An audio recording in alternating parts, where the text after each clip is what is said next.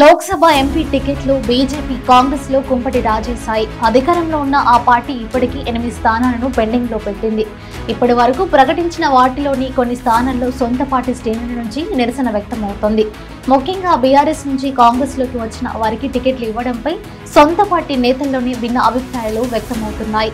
కొంతమంది అయితే వాళ్ళంతా కేసీఆర్ కోవట్లు అంటే, మరికొందరు పార్టీ కోసం కష్టపడిన వాళ్లను కాదని వలస నేతలకు ప్రాధాన్యత ఇవ్వడం ఏమిటని ప్రశ్నిస్తున్నారు. ఇదిలా ఉండగా ఖమ్మం, వరంగల్, కరీంనగర్ నియోజకవర్గాల్లో తెరపైకి వస్తున్న పేర్ల అంశంలోని కాంగ్రెస్ పార్టీలో కాకరేపుతోంది. ముఖ్యంగా ఖమ్మం టికెట్ ఆశిస్తున్న డిప్యూటీ సీఎం బట్టి విక్రమార్క సతీమణి నందిత టికెట్ కోసం దరఖాస్తు చేసుకునే సందర్భంలోనే బలప్రదర్శన చేశారు. అలాగే మంత్రి పొంగులేటి శ్రీనివాసరెడ్డి కూడా ఆ టికెట్ తన సోదరుడు ప్రసాద్ రెడ్డికి ఇప్పించడం కోసం ప్రయత్నాలు చేస్తున్నారు. అయితే అక్కడ కాంగ్రెస్ అధిష్టానం బీసీని బరిలోకి దింపుతారని వార్తలు వస్తున్నాయి. అదే జరిగితే బట్టి, పొంగులేటి ఫ్యామిలీలో పార్టీ అభ్యర్థి గెలుపు కోసం కృషి చేస్తారా అనేది అనుమానంగా ఉంది.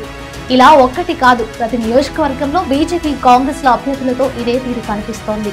ఇలా బీజేపీ కాంగ్రెస్ ల గొడవల తీరు చూస్తుంటే వాళ్ళకి వాళ్ళే విడిపోయే పరిస్థితి కనిపిస్తుంది. ఇక బీఆర్ఎస్ నేతలు బీజేపీ కాంగ్రెస్ గొడవల తీరును సైలెంట్ గా చూస్తున్నారు. ప్రస్తుతం ఉన్న పరిస్థితిని చూస్తుంటే బీజేపీ కాంగ్రెస్ ల విధానాలు బీఆర్ఎస్ కు మంచి లాభాలు అందిస్తాయని